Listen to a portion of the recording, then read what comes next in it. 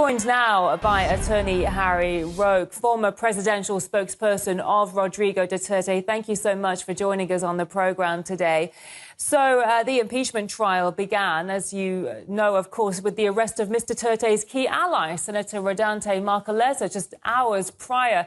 In your mind, how seriously does this development impact the ongoing trial? Well, it is the intention of the Marcos administration, to prune down the number of senators that would support Vice President Sara Duterte.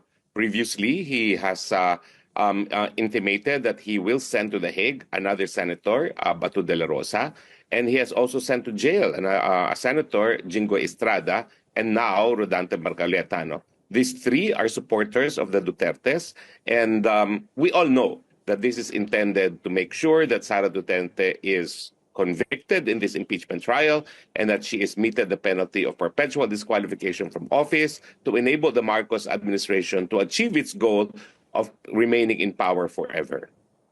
A conviction requires 16 out of 24 Senate votes. Looking at the current mood in the Senate, how likely is it that the prosecution can secure that two-thirds majority? It's early days, isn't it? Well, with three senators out of the action and further four senators potentially being threatened with incarceration, I think what the government is doing now is chilling the senators into bowing to their demand that Sara Duterte should be convicted. But having said that, yes, we believe that having 16 votes is impossible.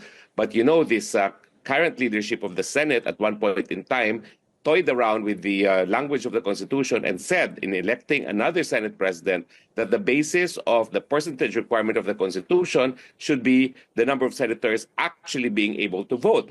So it is likely that in the near future, when they're unable to get 16 votes, they will base the two-thirds vote to convict on the number of senators able and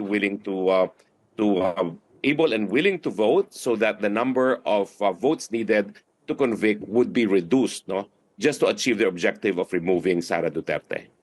And looking in particular at the charges being levelled against Mr. Duterte, I mean, if we look at the specific articles of impeachment, how strong is the documentary evidence required to legally prove those charges? It's very weak, because most of the evidence that they have are evidence obtained prior to Sara Duterte becoming vice president. An impeachment trial, of course, is supposed to be a means to remove an impeachable officer for acts done while in office. And also, it is reserved for the most serious crimes, and yet the articles of impeachment do not involve serious offenses at all.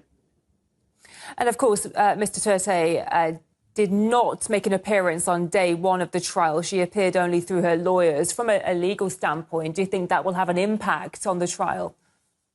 Not at all, because she's not required to appear. But on the second day, today, she is at the Senate. I see. Thank you so much for joining us on the programme and to explain everything that's going on right now. Now, attorney Harry Roque, former presidential spokesperson of Rodrigo Duterte, I really appreciate it. Thank you.